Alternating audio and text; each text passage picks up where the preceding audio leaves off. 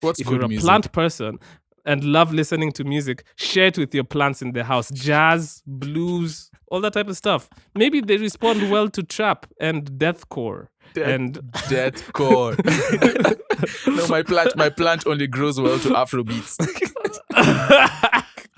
Yo, I played my plant some Burna Boy, man. My plant is bumping the new Rema. He really seems to love the album. For real. Gunshotty for bum shot. Yeah, killing me. And then me and my plants are vibing. No, that's ridiculous.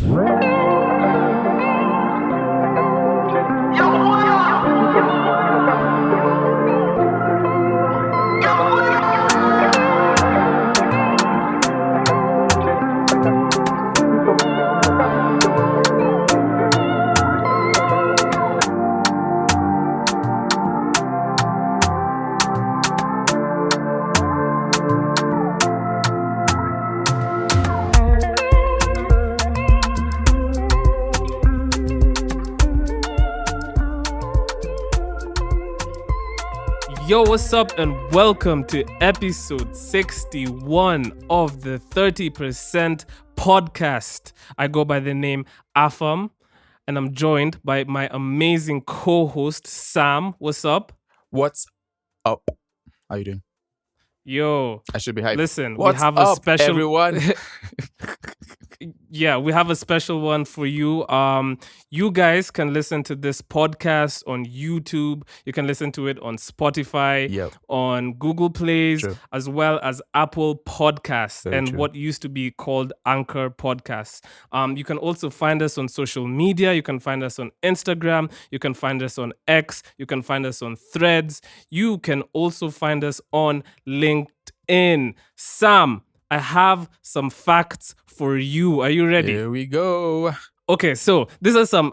I'm gonna read like 3 interesting facts about music that better be interesting. They're actually kind of interesting. Okay, 1. This is kind of obvious.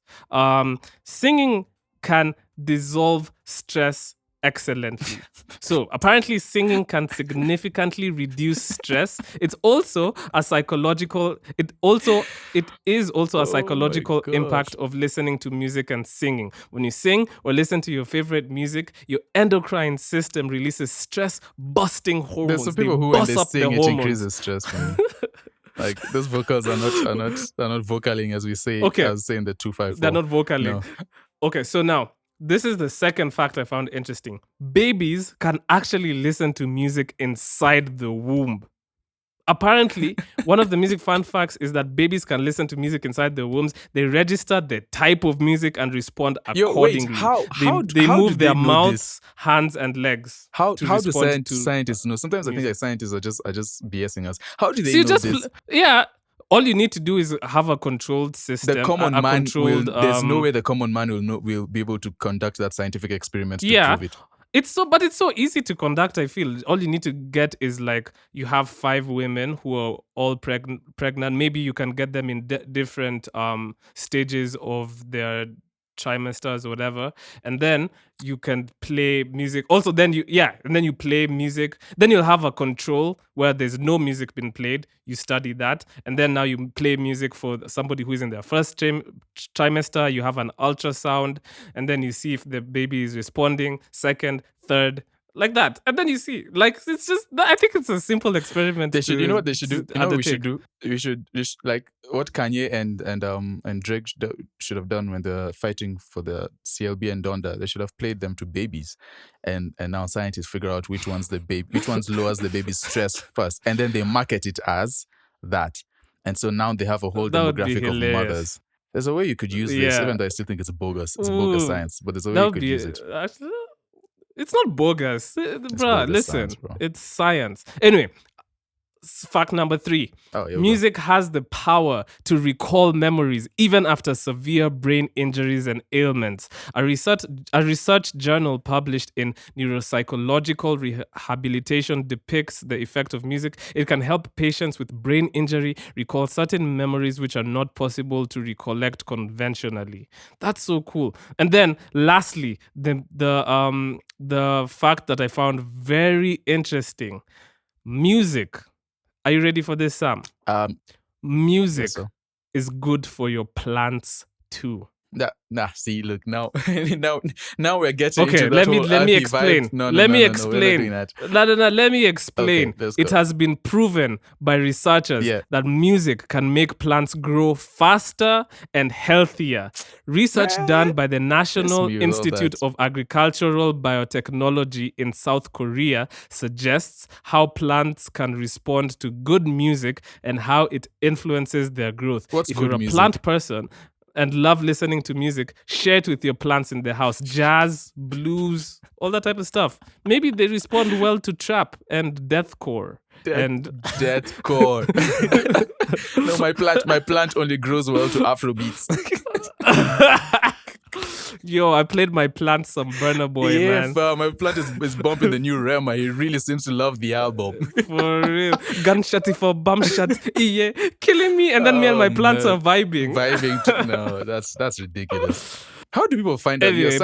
Scientists, honestly, I think scientists are trolling us. That's my hot take. Scientists They're not trolling us, we're all being trolled. Because, like even the what do you call it? Like, even like the whole debate with the flat earth. Like the scientists who say they've gone to the moon, like, and they know the earth is round. Like, they're all trolling. It's all trolled. So the earth is for sure flat. Okay, so Sam, let me. So I was gonna ask you how. Sorry, I was gonna ask you how your week was, but your week was more interesting than mine. So let me first give my recollection of my week, and then we'll go into yours. Right? Okay. Yep. So my week was pretty chill. I went to the studio with my girl Cookie the baddest, Cookie the illest. Okay, fine. Let me not do the promo stuff, but like, I went to the studio. Pretty cool. Caught a vibe. Recorded 2 songs, which was really fire. Played me some snippets too. Those joints were. I played you some snippets. I'm glad that you liked them. Then the day afterwards, Sam and I actually linked up. Shout out to the guys at Short Nerds. Sam and I were on our photo shoot with vibes. We had a photo shoot. We were models for a day. Yeah, man. We took pictures, Sam. Imagine. We weren't models for no days. But yeah, that was fire. Shout out to Ianu and Ken and Rita. Those are the guys over at Short Nerds doing good work. Hit them up for your photography. Exactly. Needs. So yeah. That was a dope experience. It was cool. Yo, let me tell you guys. Afam accused me of having ADHD, and I really honestly don't. I've been thinking about that ever since, like every day. Like, you made me question myself. Like, do I actually have ADHD? Like, am I? Sam was all over the place that day. No, I wasn't. That's normal, Sam. Like, I was just chilling. It was, bro, Sam, your energy was very, I loved it. I loved it. I loved the energy though. How am I a hater? I loved the energy. I loved it. Anyway, so it was really dope. It was a really dope experience. It was cool. The photo shoot was like 4 hours. So again, shout out to Short Nerds and thank you for having us. So yeah, that was essentially what I did. But then Sam decided exactly. That bass is banging. I was in the studio for a couple of days in a week. And then on a whim, honestly, this was on a whim, I decided to purchase the Blinky Bill album release party.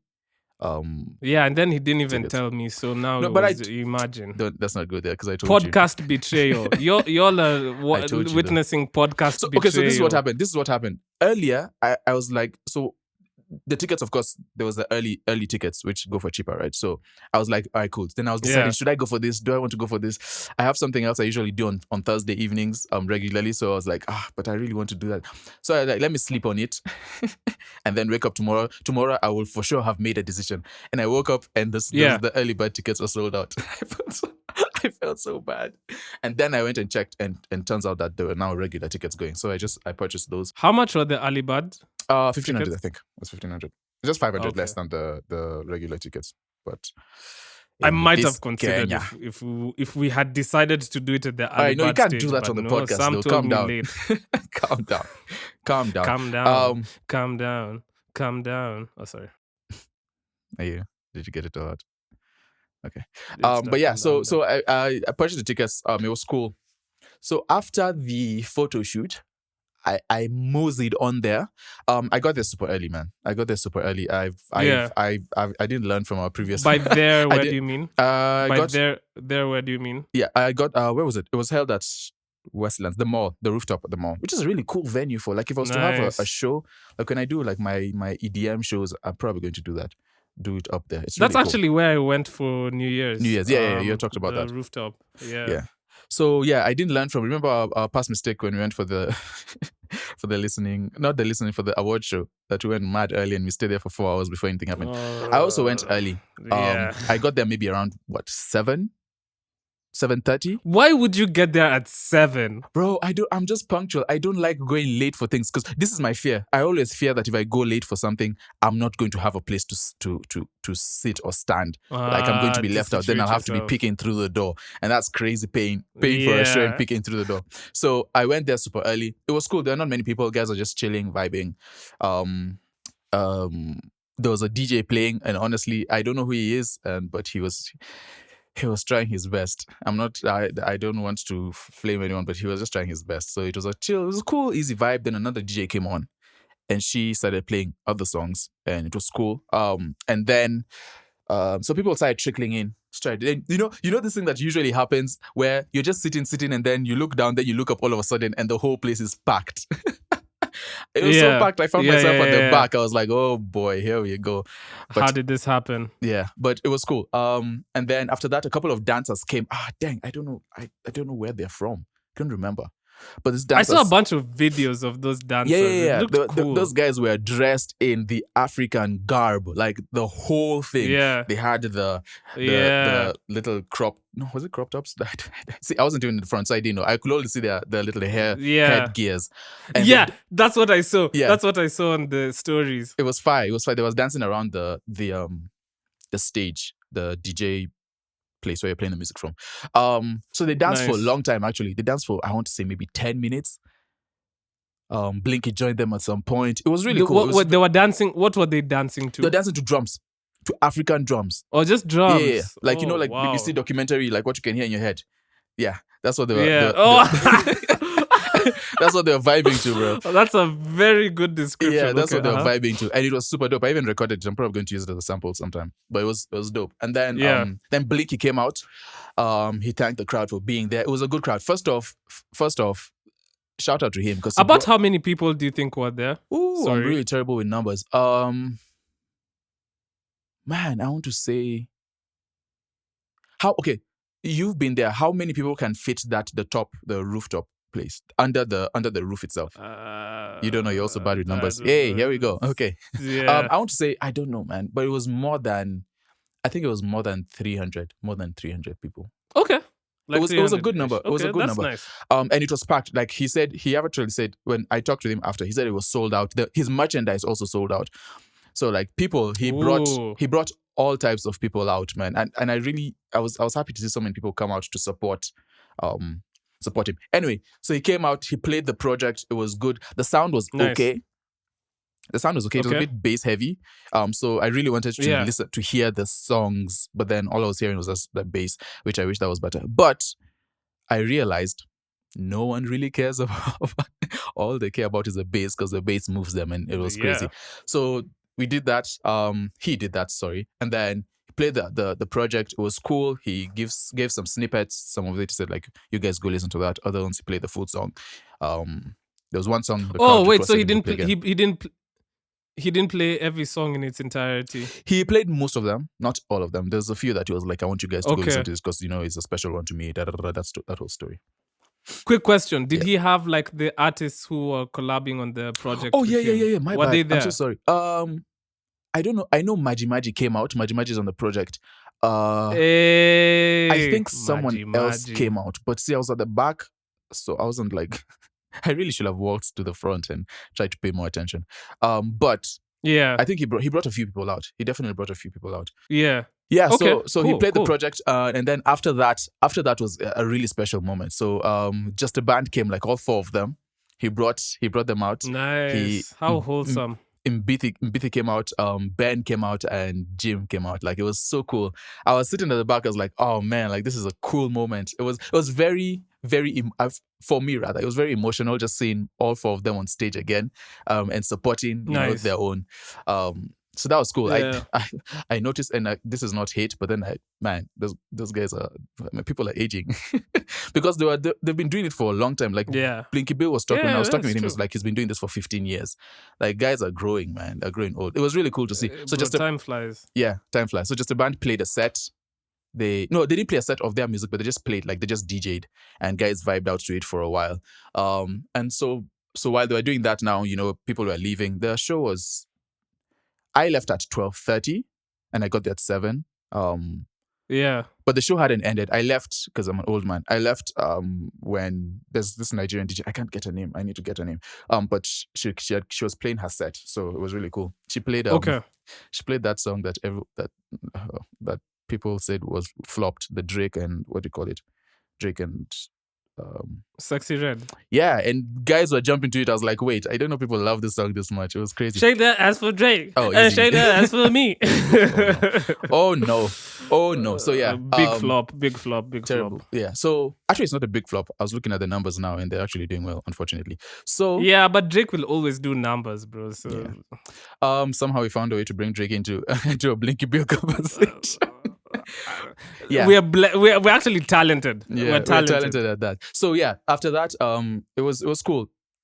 After he left, he didn't leave. Now he was just around, dapping up people. People are going up to say hi, congratulate him for the one. I had a little chat with him. I just told him about the art, man. Like, I really liked how he has approached the art, like everything from the video of Get the Paper to the album art. His merch was fire. Like, that's some of the best merchandise I've seen coming from our region.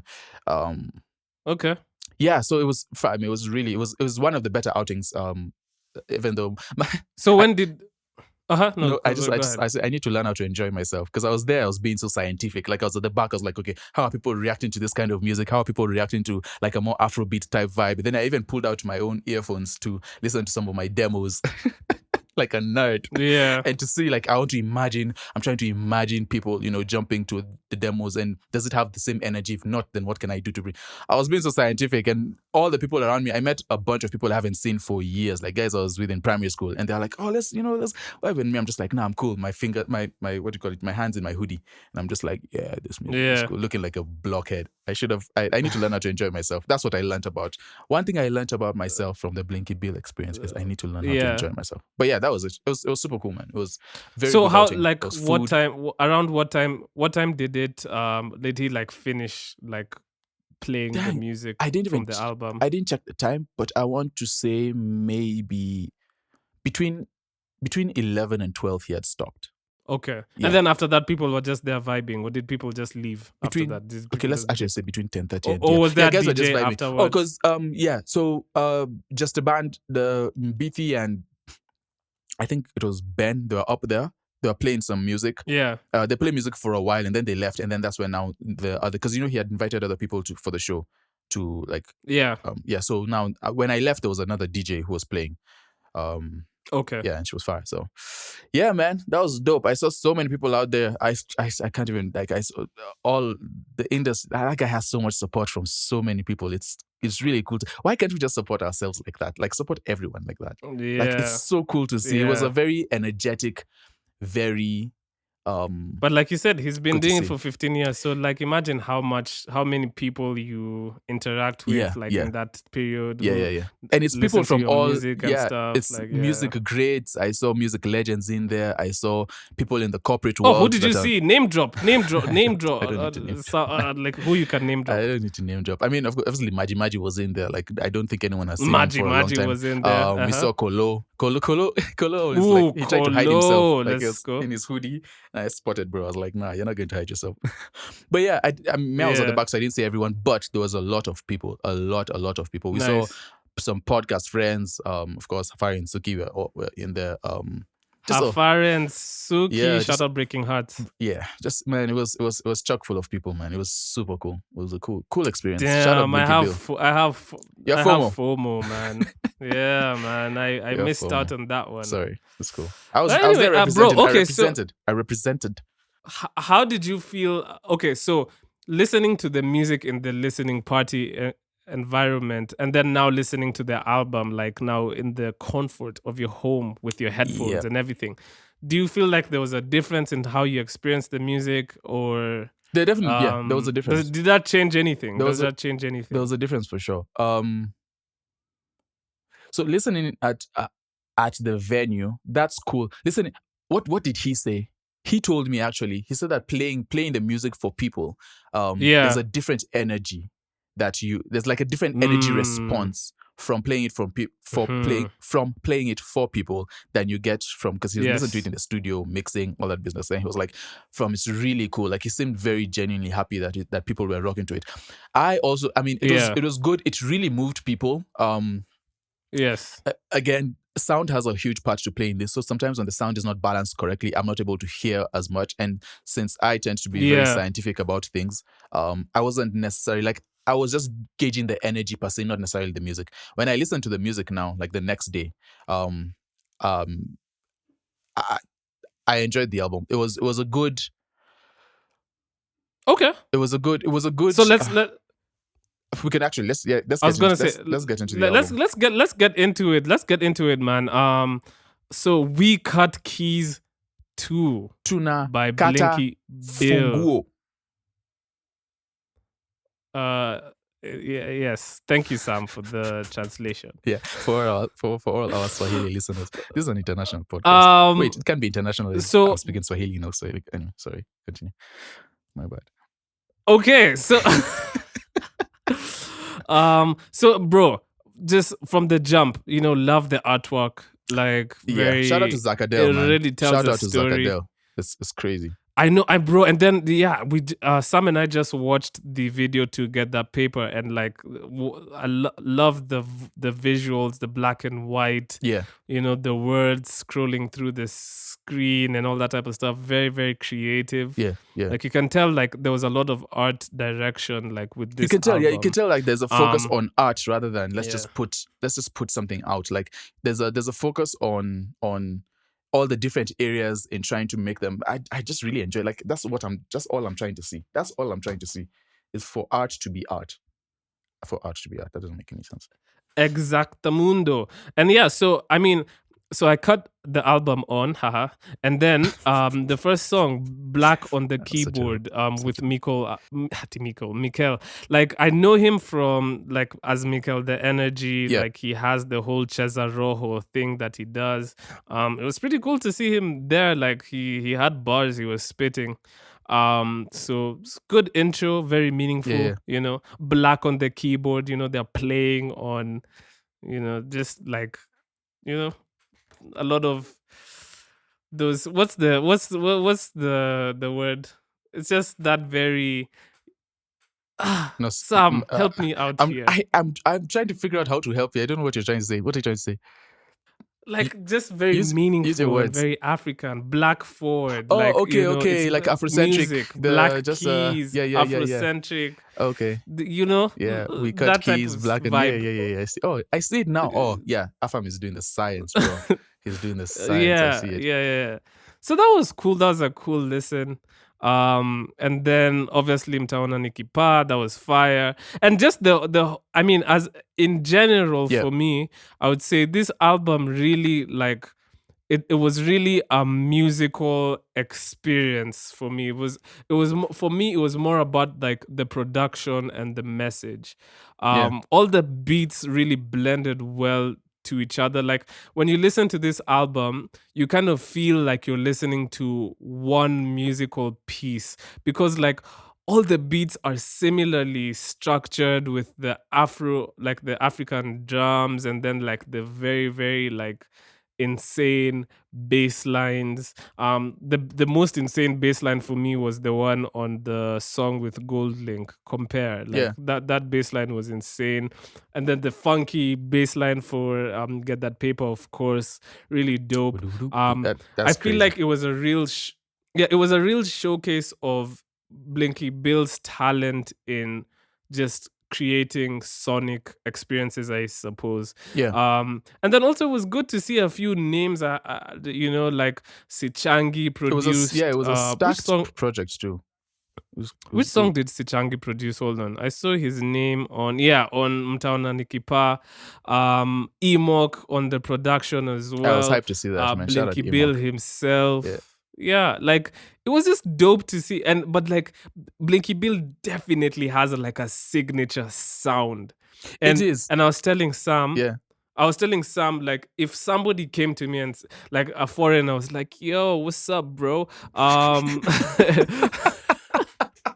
Yo, what? Yo, what's up, bro?" Is that how foreigners sound to you? If a foreign, and why is Afam, why is foreigner always from America? Why can't it be from Germany? Why? I don't know how to do a German accent. Please try. Please try. Please, for this podcast. Please, I beg you. The people are Afam, the people are begging to hear your German impersonation of "Yo, what's up, bro?" Please.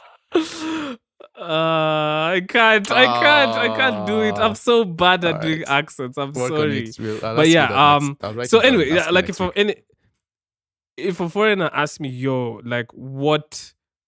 Like what? Okay, sorry, that's okay. Why did you just changed the W to a V? We are That's not how it bordering. works. This is going to be this is going to become racist just go on. now. Yeah, let me just speak like normally. Okay. So anyway, like if somebody just asks like, what Kenyan music can I listen to? Like what's the best bro? I would actually send them this put album. Me something. Put me very, something on from the. Put me onto something from the 254. This is what you'd send them. Yeah, bro, because this is just so well produced. Oh, as well, one thing, you look at the liner notes and who's been involved in this. Yeah. You can see that. Let me read real quick. So we cut Keys 2 is mixed entirely by legendary engineer Commissioner Williams. Commissioner Gordon Williams, who has won several Grammy. Yeah. You can't, bro. So the first song I heard was actually on the New Music Friday playlist. Yeah. And the first song I had was the one with Lisa Odor. Immediately I heard, I was like, the mixing on this is is standard. And I was like, I already knew this mixing is insane. So Commissioner Gordon has won several Grammy Awards for his work with Lauryn Hill in her album Miseducation of Lauryn Hill, Amy Winehouse's Frank, Damian Marley's Welcome to Jamrock. Yeah. And then the mastering was left in the hands of Tony Dorsey, who has mixed Jay-Z's Black album and The Blueprint, as well as Whitney Houston's My Love Is Your Love and J Electronica's A Written Testimony. Yeah. So I was just like, bro, like just imagine how much Blinky invested in into this album. I have a question, just a side question, real quick thoughts. Do you think more Kenyan artists should send their projects to be mixed by established mixers, or do you think we should develop that from the inside? Not from the inside. I think there's from no our region, from the inside. Inside where? But I get what you mean. Yeah. It's not a black and white. There's no black and white answer to that. I feel like you should do both. Like you should. It depends. If you're looking for like a specific sound, and you genuinely feel that like this is the person who can achieve that sound, then and you have the means and you have the monetary wherewithal, then I mean, like, by all means, it would be great if you could rely on our homegrown engineers and producers, aka Sam and myself. Guys, please send us new jobs. Anyway, so we're brokies. But anyway, man. Yeah, like it's I don't see that and be like, damn, he should have been doing it with Kenyans. Like, I'm pissed. Oh, you don't have? But I don't like.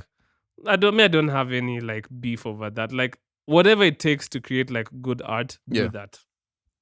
Okay, it's cool. So man. How about yourself? Don't ask me a question and then hide. You know, I know that tactic. No, but bro, the interview, I know that tactic where you ask somebody when a you question. go for a job interview, you don't go asking the guy questions, do you? So, how long did you start? Okay, actually, but this, but Sam, this is not a job interview. This is a podcast where we're having a conversation. Thank you. Yeah. Okay. Well, go. I think whatever works better for that. My thing is like, it would be cool to have people locally who can get up to that level. And I think one of the ways to get to those levels is just by practice and practice. So the more we give our people, and the more we push ourselves, the faster we can get to where we're trying to go. However, I think there's certain artists who, at this stage, and Blinky is one of them, I feel like at the stage they are, I feel like they could benefit from having because out now there's also regional sounds, like, okay, so like with engineering, or this is a theory, okay, this is not fact, this is a theory. I feel like what's happening in the West, like there's a very polished, very clean sound, and it translates well. Just because they have a lot more experience and they've been doing the music thing for years, and they have years in their careers. Not to say that they're not brilliant people here around locally in Africa and everywhere doing things. But there's certain artists I feel like should be exporting their music just because of their reach. Like Blinky plays his music in other countries, like he's toured solo and with just a band and all that business. So like he has like a very wide reach. So it benefits him to have sort of that sound. So it depends on the artist, I think. But I do feel like, again, we need to push our own to get to those levels. Like it would be great to see an Afam, it would be great to see a Western artist like giving Afam the stuff to mix, like that would be super great. It would do well for the art. Okay. But yeah, the album sounded good. Sounded good. Yeah. So Sam, outside of the sonics and everything, which by the way is what to me stood out a lot, and for me, I feel like Blinky Bill's primary like purpose with making the music is also the messaging in his songs and everything. So I was just reading like a description from the press release, like the album's opening single, Dracula, is an urgent call for people to unite and stand up for their rights. The second single, Get the Paper, is a cocktail of funk, hip hop, and jazz, and a reflection of Blinky Bill's visual and sonic mastery.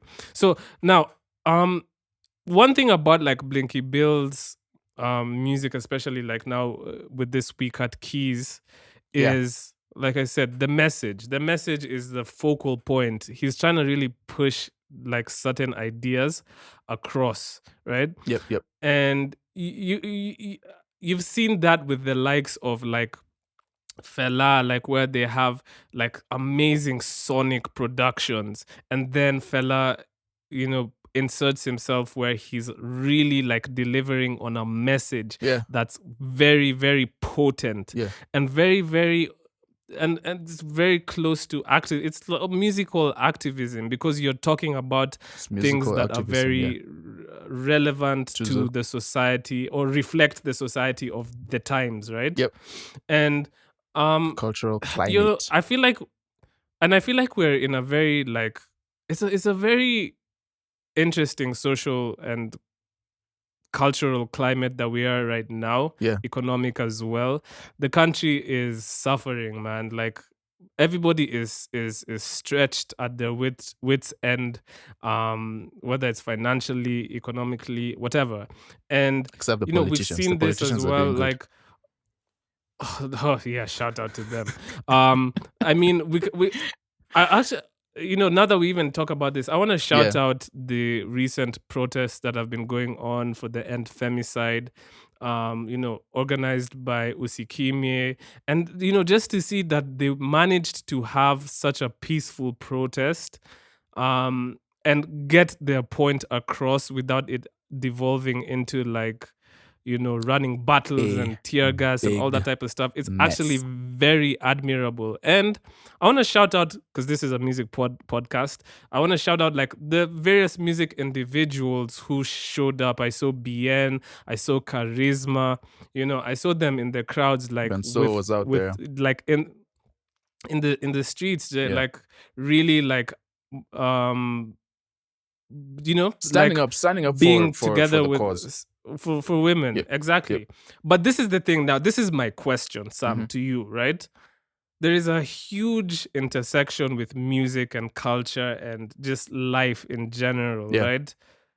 Do you think, and like now, even with like now this Blinky Bill album, where like in certain songs you can feel there's a pertinent message that he wants to put across. Do you think to be a musician you have to have some semblance of activism within your music. You have to stand up for. Do you think a musician has to have a message that is something that, like, okay, like for example, we've seen even like Most Def, right? Most Yeah, Def recently went at Drake because he feels like Drake's music is pop, Yep. whereas he respects, like for him, hip hop is talking about what's going on in the world, in the country. It's supposed to And be that's a where reflection that's where of. hip hop started, I guess, for them. So do you think so my question is, in the do you think to be viewed as a real musician you have to have elements of activism in your music, or just like a broader message that's more than just like partying and having a good time, etc? Sorry, that was a very long-winded question. So your question is do I think to be a good musician that has to be an element in the music? Yes. No, I don't think. First off, actually, my thoughts on that is I feel like there's some people who should just completely stay far away. But we'll get to that. Stay far away from activism. Far away. Very, Bad very energy. far. Stay far away. Okay. But I think it goes back to what's the purpose of music, right? What's the origin of music in its purest form, and then what's the purpose of that? I think music doesn't just serve one purpose, right? There's artists who are someone like a Bob Marley. He's one of the other one, the big activists, right? Who even got trouble with countries for his music. Us, we think here we're scared of getting cancelled. These guys were beaten and by policemen and all that business. So I think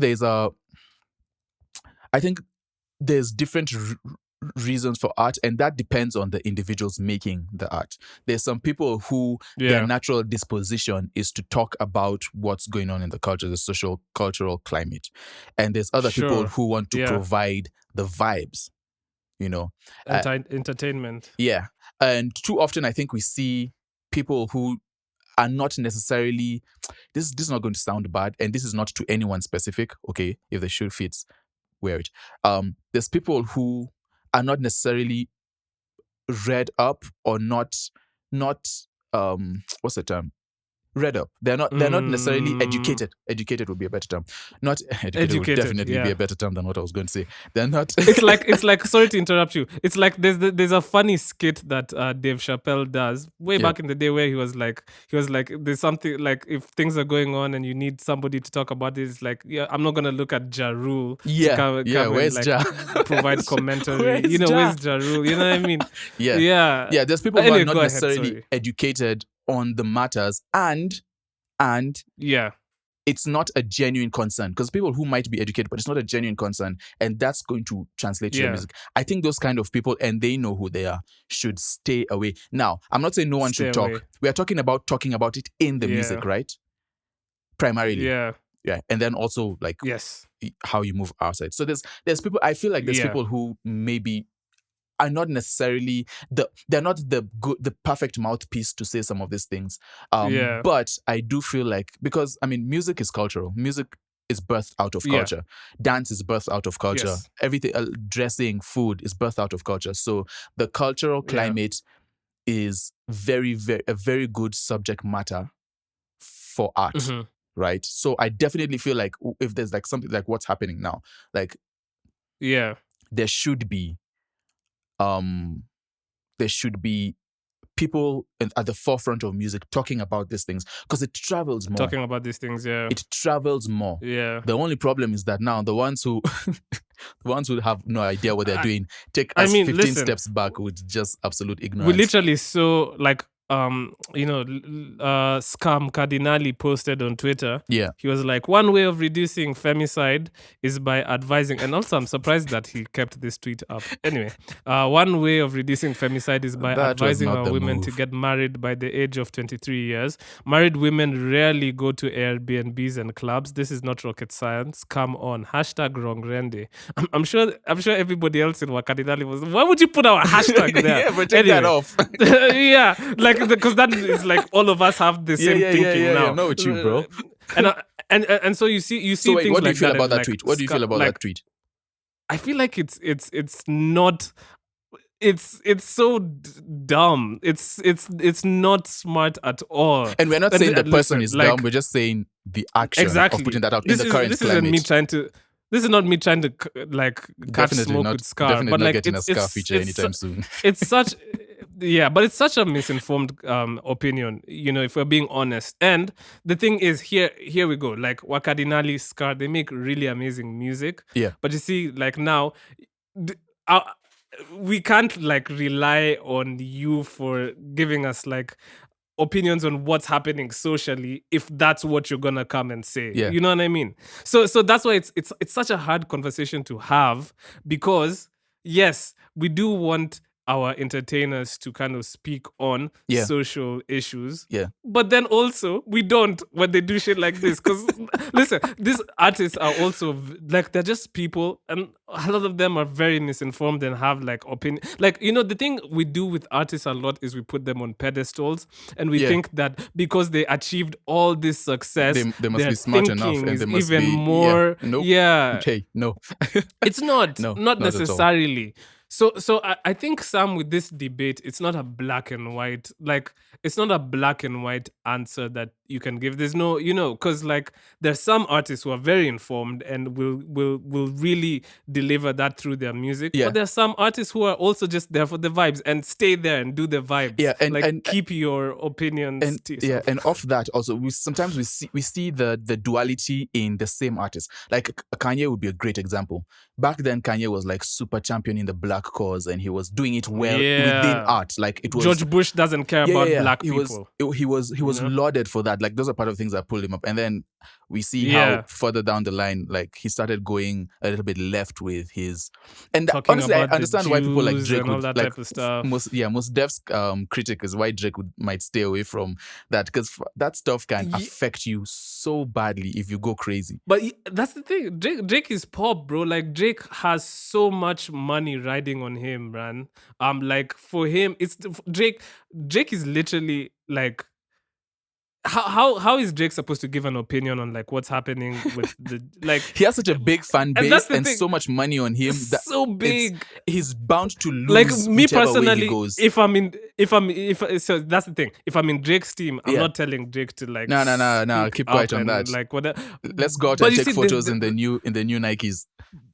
But you need this is why it's street. so hard. This is why this conversation is so hard to have, because Drake has such a massive platform. Yeah. If Drake said something, it really would push the needle. But what's more important to him? What's more important is, I think it's not, and let's not just make it about the bag. I think thinking about your career also, because some of those moves are career canceling moves, like just going out and talking about just crazy things. Like Kanye is special because I don't know how Kanye is still relevant, man. Because that guy has said some really wild stuff, but he has a cult fan base. He has his cult fan base is like is huge. Anyway, so Drake's. I think at some point you get too big for your own individuality. Where you can't get decide things. Where it's just, it's damned if you do, damned if you don't. Yeah. Because if Drake says something about what's happening, because Drake is a Jew, right? Yeah. If he says something, like he's gonna offend people. If he doesn't say something, he's gonna offend people. So he's not using his platform. Yeah, he'd rather speak from silence. He'd rather just not like, but okay, you guys assume what you want to assume. I'm not going to be on the offensive of this. It's better to defend. Like I'm sure people like him like do things behind the scenes where they'll donate to this and that, whatever. Oh yeah, but for sure. Publicly talking about it. But you see, that's the thing. But see, it raises the question now. It raises another question: does publicly talking about these things by certain artists actually move the needle, or is it just a picture that we like to see? We still talk. No, but we still talk about Fela. We still talk about Bob Marley, like you said. Yeah. Like we still talk about all these iconic people because of the messages that they had to share in their music. So yeah, it is important to do that. But there's thousands. Just a pushback on that. There's thousands of artists who talk about this stuff, but they don't get to that level of recognition for their talk, for their opinions and stuff like that. But in their eyes, do you think they would view themselves as better artists than people who just do pop stuff? Because like, listen, like Mos Def, he's super huge. But like, if we're being realistic in terms of the reach that Drake has, the amount of slaps he's had, Drake is a name that's known. Mos Def is definitely a name that's known, whatever. Yeah, but it's hip like, hop royalty. Drake is a name. Yeah, Drake is a name that you would go to Tijuana and people will know who Drake is. You'll go anywhere. Yeah. Like, so my thing is, but that being said, Mos Def they know in Drake in his head Samburu? probably, yeah.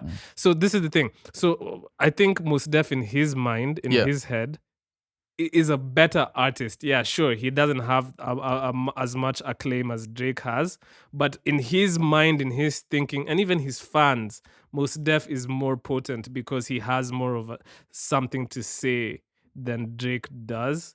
So, like those small artists you're talking about, even if they don't get the reach, I think they would view themselves as better artists for just because of that. They're talking about. I mean, so if you break it down to its like most simplest form, right? Say I'm passionate about alleviating poverty, and I'm walking along the street. I'm walking with my friend, right?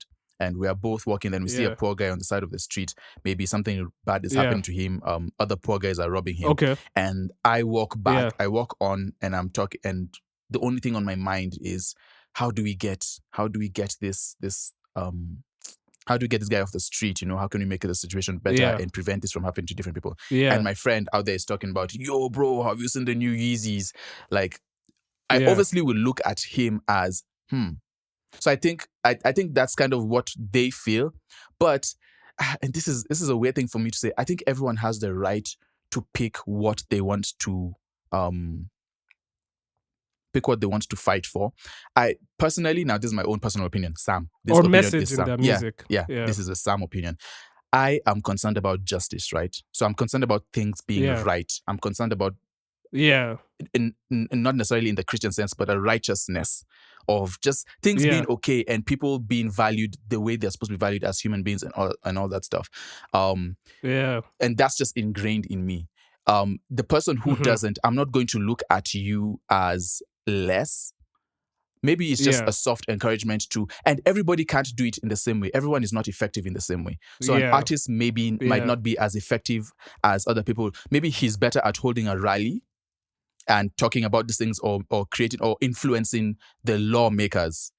Someone like Drake might be better at influencing the lawmakers and like, let's say in Canada, his area, like going to talk to them and stuff, than going on a song and talking about, who was killed by police.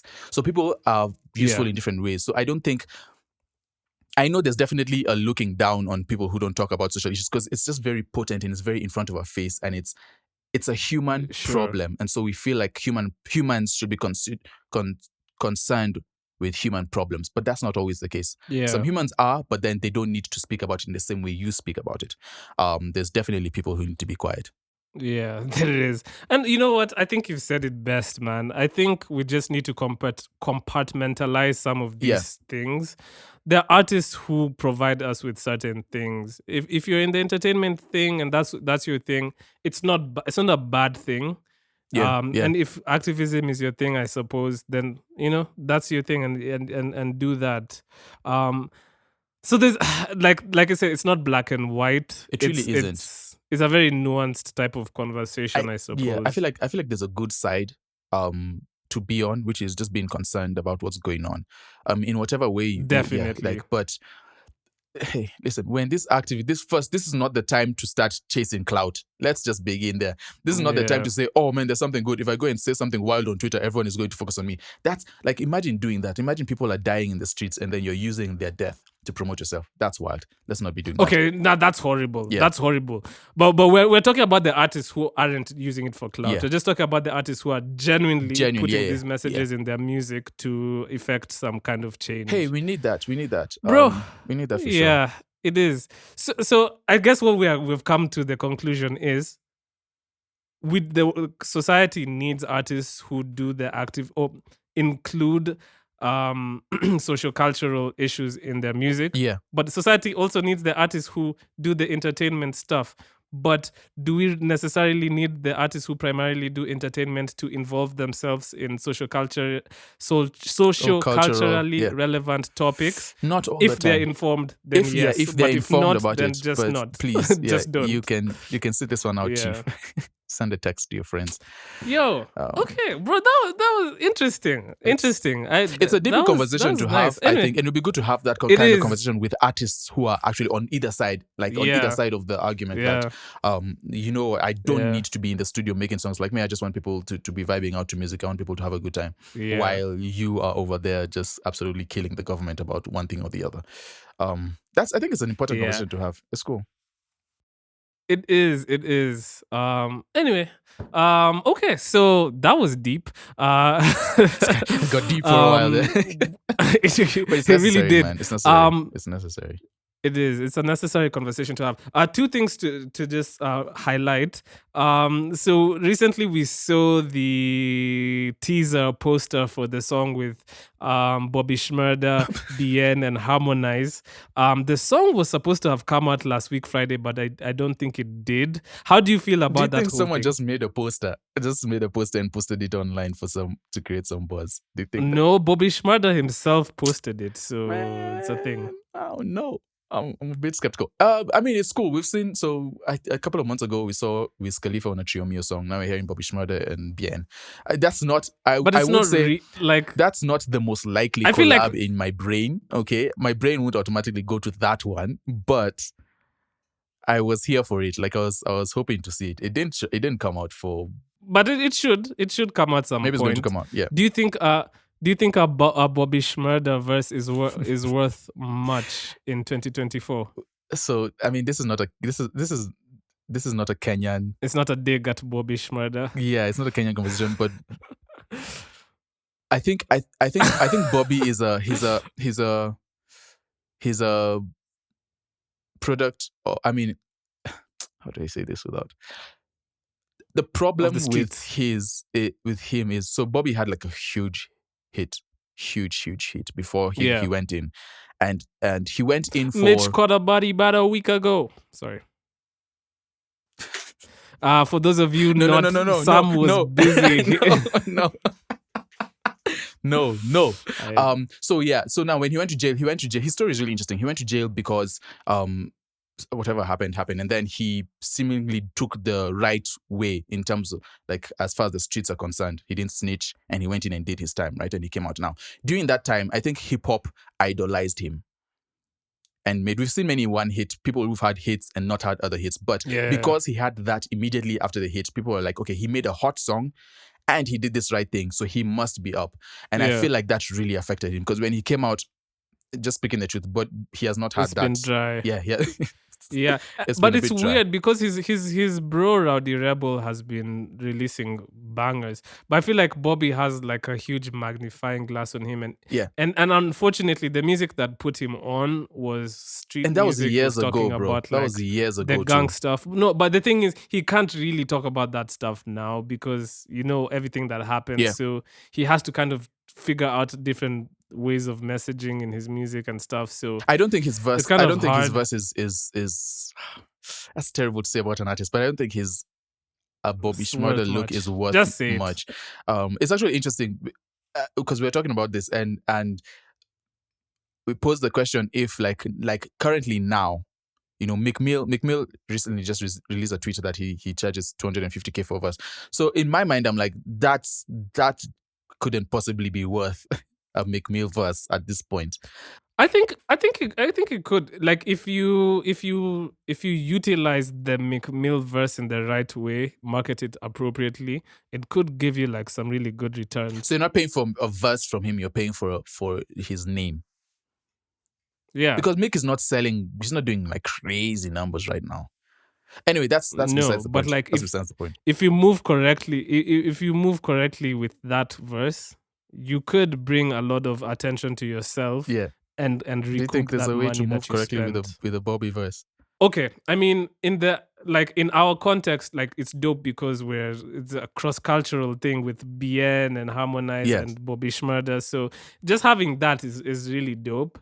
Um, to be honest, do I think Bien needs a Bobby Shmurda verse in this stage in his career? Really, I don't think so. I think Bien would be dope if you could see him with like, some of the Afrobeat giants, Yeah. with a Burna Yeah. Boy or like a Wizkid Yeah. or a Davido. Like that Even a would, I Chris feel like Brown. that Chris would be Brown way is really more stepping into valuable. the Afrobeat Oh, scene. Like, that'd be even good. that. Yeah. Just on that So point, not to so cut you off, on that point, I do feel like sometimes we on this side, because we're a little bit it feels like we're chasing, right? We're chasing the Western industry. Not we everyone, don't yeah. not everyone is a good, is a good And this collaboration. is, We bro, should man stop love looking Bobby for the Shmurda. I don't want to call them bottom of the pile, but guys who are like older and not as relevant. No, and I mean it this way: guys who are older and not as relevant currently, but we are just so happy to get a verse from them.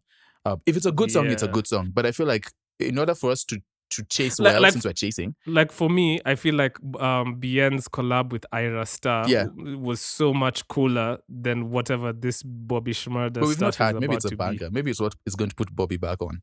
Okay, that's another thing. It could come out and it could be actually really lit. So Bien and who Harmonize knows? on a Jalil beat is crazy in my mind, bro. That's Well, yeah, we're just talking that's about this like craziness. just from the hypothetical Yeah. We don't know. standpoint of Speculation. where we haven't heard the music yet. Yep. So anyway, that was an interesting thing that happened.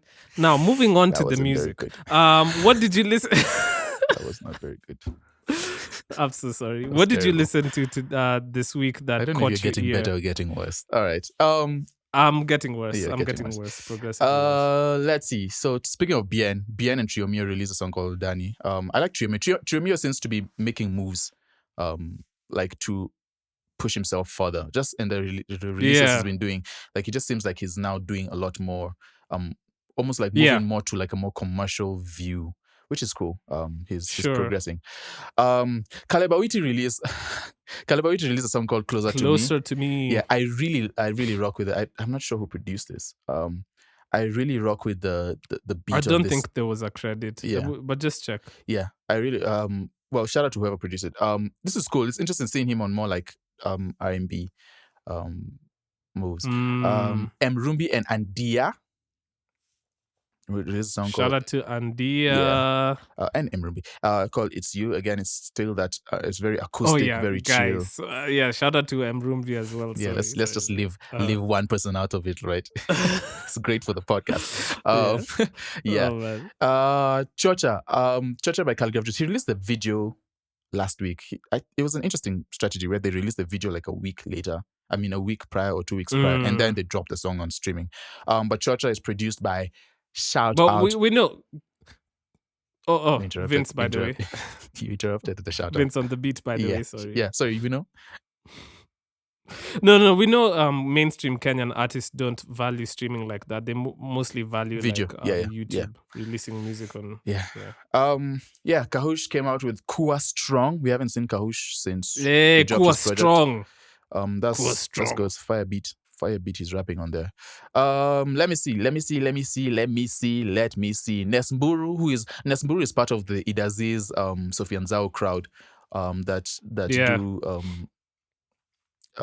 African vocals on EDM, Afro EDM, and just regular EDM, because Mwaki is not Afro EDM, is it? It's regular EDM. But yeah, so that was dope. I really enjoyed it. The fact that her vocals are African that makes it Afro EDM. Afro EDM. It's not the beat itself. I feel like it will be the beat to make it. It's a combination of both. But her vocals being African, in my opinion anyway, it influences the genre. But that's my opinion. Okay, cool. Fena released an acoustic version of Let Me Go. That was cool. Flyer. I actually liked it. Yeah, Flyer has been quiet for a minute. Like towards the end of last year, he was releasing consistently, then he's been quiet. So he was releasing very frequently. Yeah. And then he went quiet. So he came up with a song called Sorry Jokes. And it's cool. I'm always excited to listen to Flyer music. I don't know. What else? What tickled your ear here? That's still a statement. Well, for me, first of all, I released music with my Hey, bro my Foster bad. I'm so Nix. sorry. That's what I went to first. I'm always going to my people's music first. I'm rocking Yeah, with the so Afam Foster combination. That's crazy. the combination. Yeah. Yeah, so we released an EP. Hey, It's called One, but like it's one in brackets because exclamation mark. you guys are being It's artsy. we're very different. We're being different. We're being different. different. I produced both songs. Hey, It's nice. mostly drum and bass heavy. Yeah. Well, the first one is more like an intro to the song. The actual Afam song is was called doing Nothing. Afam was So being Mr. Producer. Like he was doing different things. Look at him. yeah, I Moving love up. I love working with Foster Yeah. because like we're becoming very like art forward, and we're trying to like make the musical experience very, meaningful. So so I released music together with my bro Foster. Yep. I also listened to a song called I listened to Deuce, sorry, not Deuce, by King Kirby and Taesh. Shout out to King Kirby. He's still pushing, man. Like, bro is on a legendary run. Yeah. I listened to Magi. That was Mawinch, Boutros, Danny Mills, and Malik Souls. Don't know too much about Danny Mills and Malik Souls, but shout out to them. I listened to Njeri by Tesla, Jofis, and Josephil. I'm sorry, Tesla, Jofis, and Josephil sounds like people who should be in the Bible. Anyway, in the book of Numbers. Yeah, in the book of Numbers. On their way to Canaan, on their way to the promised land. That's so true. So I listened to Jerry.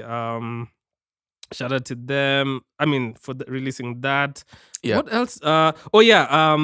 Sufyan Zhao released again twice. Jamuke with Harjex, and then Sondance with Basti. Enough money Grub. for these features now while she's hot. Like, get your money. Get your bag. Because bro, everyone wants a Sophia Zhao verse at this point. Essentially, what's happening is all these EDM producers all over the world they all want to catch one. They all want to catch one. Scrambling to use Sophia Zhao's The amount of vocals. emails she's getting a day must be crazy. Bro, and do you know why it's so genius? It's like an infinite money glitch because Sufyan Zhao, all she needs to do is keep on recording the vocals and releasing them as packs. All these producers, now because she's hot, are using that, and they're also releasing the music where she's secondary or primary art. I think secondary artist. So it's putting her up. It's putting her up. So she's also releasing. She's on over 2 million monthly listeners on Spotify. Yeah, and the amount of effort she's putting in is just the same. It's just the same, but she's having brilliant, two releases in a week. Strategy. It's a brilliant strategy. And that's the Idaziz strategy. Let's not forget, Idaziz also has been on this like strategy for a minute. Shout out to you, man. Okay, so I listened to that, and lastly, I listened to that's actually it. That's all I listened to. Cool. Yeah. And for me, I know we played Blinky Bill last week, but I think honestly, after listening to the album, there's something else. Yeah, there's something else you could put. And it's cool. It's cool. Let's do that. And so I think I would love to play the song Remedy with Blinky Bill and Emok. Yo, Emok I really is like so Emok. fire, I've been following him since I want to say 2018, 2019. Of course, I think at some point. Let's just put it out there. You knew Emok back in the day. I think we're in the same school. But he's a dope musician, man. Like I like his vibes, and he's very musical, and he brought out a very cool, almost pop side to Blinky Bill's more underground Afro sound, and that was super dope. So Remedy, I think Remedy is my favorite of the project. Nice. Yeah, they brung the vibes. They brung the vibes. So yeah, here is Remedy by Blinky Bill and Emok off of his album We Cut Keys 2.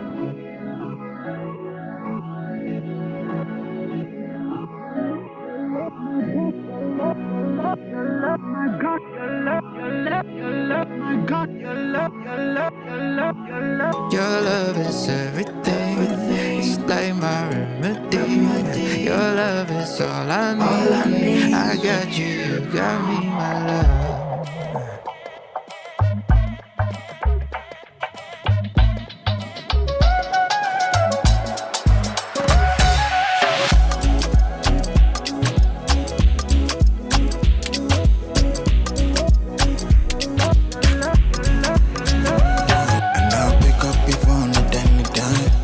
Everything nice is on tonight.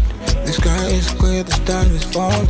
I got a new feeling I can't ignore. Your magic, it happens, you got to say it. I seeing is believing, I see it clearly. Good days, bad days, we all in.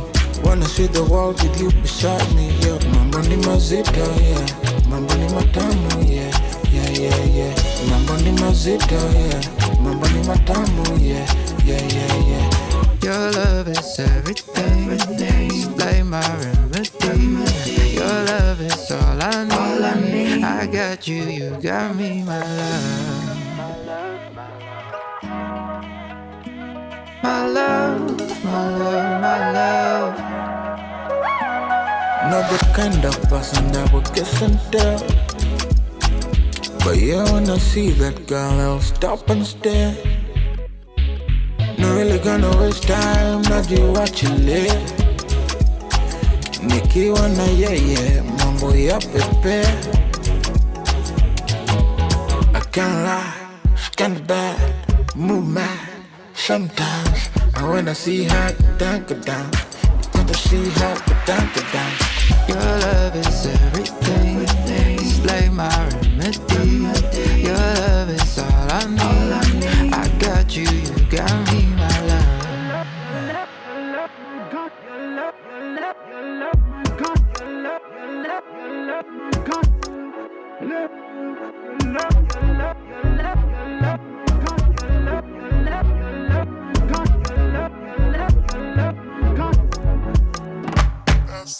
I see you under still.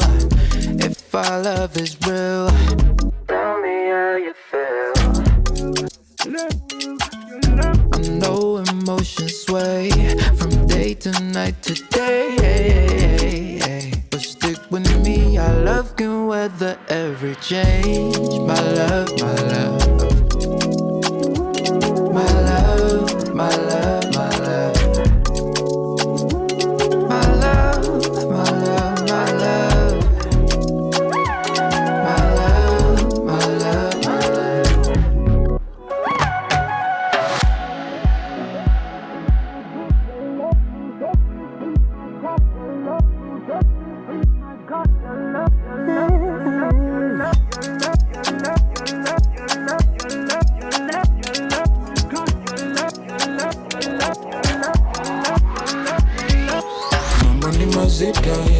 Mambo ni matamu, yeah, yeah, yeah, yeah. Mambo ni mazito, yeah. Mambo ni matamu, yeah, yeah, yeah, yeah. Mambo ni mazito, yeah.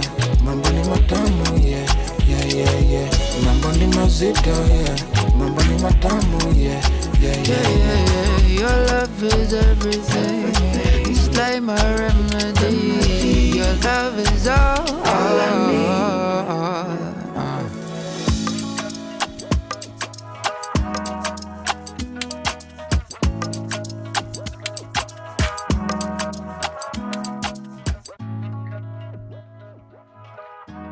That was Remedy by Blinky Bill and Emok. Smooth Shout out to vocals both on of the, them.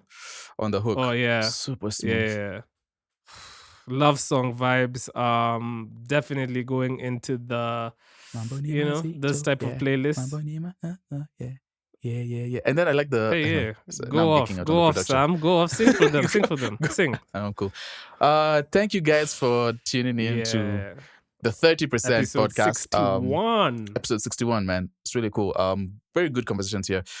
It'd be really cool to have that because that's a very important conversation to have. The one about activism in music with like actual artists, because we are looking at it from a producer's perspective. So like with actual artists who are and consumers in it, as well, and consumers too. Yeah. But yeah, man. Thank you all. Hit the socials. We appreciate it. Share this with someone who you think would benefit from this kind of. What is this? program. It's not a program, audio it makes it sound like- production, audio experience. adventure, audio experience. I like audio experience. Definitely. We definitely enjoy talking about this from the producer's perspective. With the goal, obviously, to highlight Kenyan art and see it grow. Yes. And so, and if you're in charge of the growth of art in this country, man, we champion you and do the thing. Thing. We out. You don't know the thing. We're messing with the thing. It's You not. know, It's that's not all. a Anyway. 30% episode without. Oh, without Afam girl, crooning. you don't know the thing. What song is that? Okay, anyway. It's a song. Anyway, guys. Are we listen, sure it's a we'll catch you song? on episode 62. I feel it has a freestyle. Is it? We'll catch you guys on episode 62. Yeah. We out. Episode 62 out.